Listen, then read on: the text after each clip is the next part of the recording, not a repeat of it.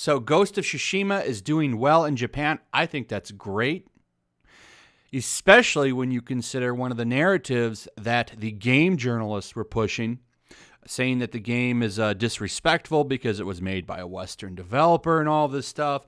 So the fact that it's being praised by Japanese video game review sites, all praising it, giving it high reviews or high scores. You've got the game selling out in Japan, stock shortages. You can't find it. It's hard to find. Meanwhile, you've got stacks and stacks and stacks of Last of Us 2 over there. They don't like the game. I think this is great. I'm happy to see it. I think it's a great game. I'm on the second act right now, and I look forward to, beating the game. There's nothing else I really want to play right now. This has pretty much been the game I've been really enjoying. So I love the game, and I'm glad that Japanese like it. This, of course, throws a big monkey wrench in that whole cultural appropriation thing. Remember, they got all mad. Oh, well, this doesn't make our criticism invalid in any way, which is great. You also have the Yakuza director praising it. Had a lot of great things to say about it.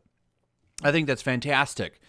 He's a very well-respected director. The Yakuza games are very loved. Has a huge audience all over the world, and I'm glad to see this. So this kind of just destroys everything that they have to say about the game, and I'm happy about that. However, journalists aren't always going to be happy, and the game review scores are kind of low. They're in the 80s.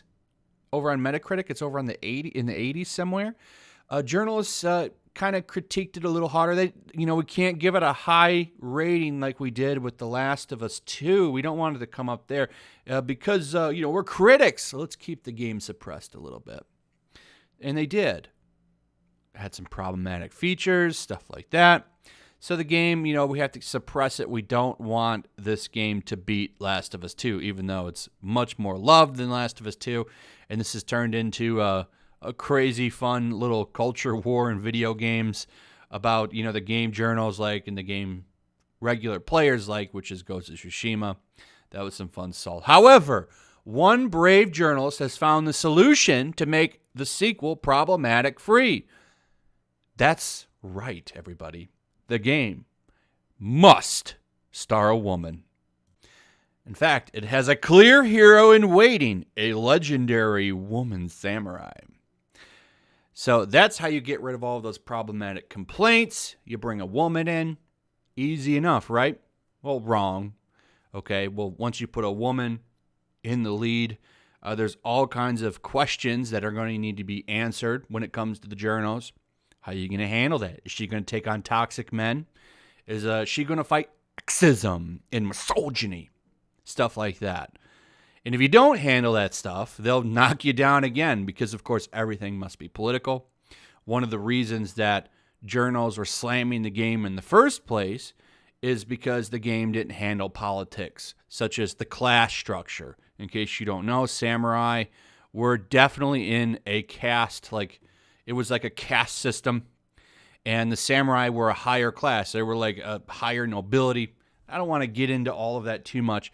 However, women were samurai. Well, there were women part of the samurai class in Japan, which is what he's talking about. Now, I don't want to go over that whole article because there's some spoilers in it, and I'm going to try to dance around those the best I can. So if you haven't finished the game yet, or you don't know who Tomoe is, you might want to come back to this video later. Tomoe, you get introduced to her early in the game, so I don't think talking about her is a big spoiler. I'm not going to talk about the ending of the game, which got ruined for me a little bit thanks to that Forbes article who didn't put spoiler in the tag or anything. It's not a movie. This is like a 200-hour game for some people. So not all of us have finished it, but it's fine. It's whatever. It comes with the territory of making videos like these, unfortunately. But there were female samurai. More so, they were a part of the samurai class. Okay. They, of course, were treated as secondary citizens to them. I mean, this was a long time ago. They weren't treated very well. But there were female samurai. It's interesting how they do it. So So they use like a spear type weapon to get around the disadvantages because, men are stronger and stuff. So they use a weapon to keep them at bay. It's a very interesting little read that I went through. So yes, there are female samurai, and they did fight with them in some cases, but they mostly protected villages. And they were part of nobility and so on and so on, but they usually, from what I was reading, had to have a man with them and stuff. You weren't living the good life if you were a female samurai in some cases, I'm imagining, if you want to, have freedom and stuff. But this is a different time. This is, we're looking at 200 AD and stuff in some cases, some of these early history up into 1477. So this was a long time ago. You know what I'm saying? I don't want to do a history lesson here. My point is that if you made this game with a legendary woman samurai, you would have to deal with these facts for these people to be happy. So imagine they made it. They made this game with the badass female samurai, right? Well, how come she didn't deal with her second class structure? Why didn't she deal with male privilege and stuff like that? Because they were already doing this way. Well, the samurai, they weren't very nice to peasants. They treated peasants pretty poorly. Why didn't you deal with that in the game? How come all the peasants like them? They didn't like them. Oh, well, the Mongols are the real good guys because they treated people better than the samurai and stuff like that. So you think they're not going to complain about this? Trust me, there's always something to complain about when it comes to these people, and we've learned that over and over again. But his suggestion is, let's ditch Jin. Jin's story's done. We don't need to talk about him, and I don't know if it's done, by the way. That wasn't very clear. Jin could absolutely come back for a sequel. But we need to ditch him. We need to go with Tomoe. She needs to be the hero. And that will take care of those stupid men. When they'll say, "Oh, you can't have a female lead." He says it right here. Of course he does. Right here. As I was writing this post, I learned Tomoe is apparently inspired by a real person in Japan and Japanese samurai history. Tomoe goes in. While her bandit backstory doesn't appear to be the same, no, it wouldn't be, because they all came from nobility. They were a part of the noble samurai class. So they were a higher status than, bandits and peasants. She would never be allowed to be one. If anything, she would maybe become a shinobi. She did end up being a famous samurai warrior, which should shut everyone up about girls can't be samurai, which I know would come up if a woman led a new game. No, they absolutely could. And I wouldn't necessarily be opposed to this idea. However, it would need to work and it would need to make sense. To be honest, the time to have done it would have been in the first game, because all of the samurai could have just been annihilated, and then the women protecting the villages could have rose up. I guess the time to do it has already passed, but you must find a reason. So this guy's kind of opened up the Pandora's box here. I wonder how this will work out, because I bet you if a sequel is announced, they'll say, "Oh, time to focus on the true underdogs of samurai culture, the women," or something, and they'll be pushing for this. Sucker Punch can do whatever they want. The game is so good, I will play whatever they make for the sequel. If they can find a compelling reason for this to work, then I would still play it.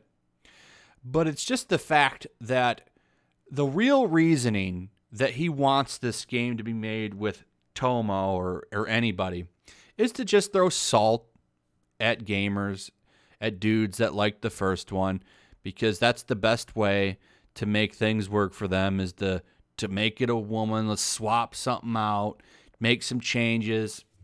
It's the same story over and over again, but it's just funny. There clearly is an agenda by these people to push this stuff, because we see it all the time. Now, Ghost of Tsushima 2 must star a woman. It's like clockwork with these people. I'm not shocked at seeing this article at all.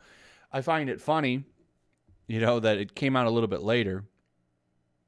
I remember, so there was Jedi Fallen Order, the Star Wars game that came out around, November of last year. Great game. I liked it a lot. It was like Star Wars Dark Souls Light.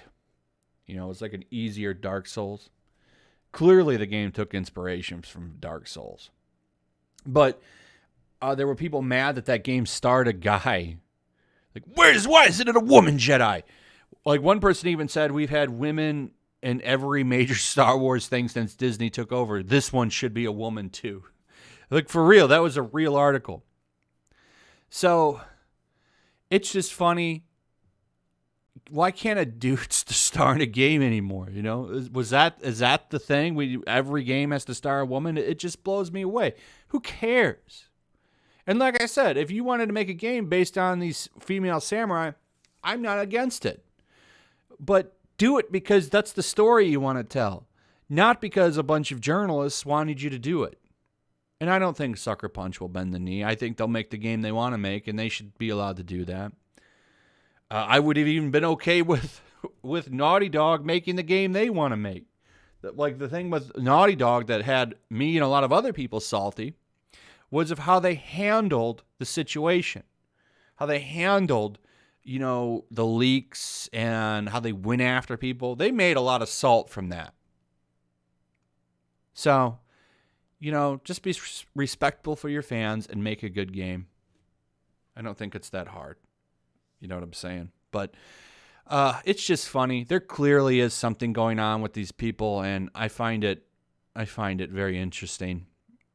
Anyway, that's it, guys. I hope you enjoyed the video. Let me know what you guys think about all this. I'd like to hear your thoughts. Also, if you would, please throw a like up, share the video, make sure you're still subscribed. Subscribe if you're new. Hit that notification bell, and I'll see you on the next one. Peace. Also, if you want to help support the channel, check out my Teespring store. There's a link in the description. You can find some merchandise in there that you might want to check out.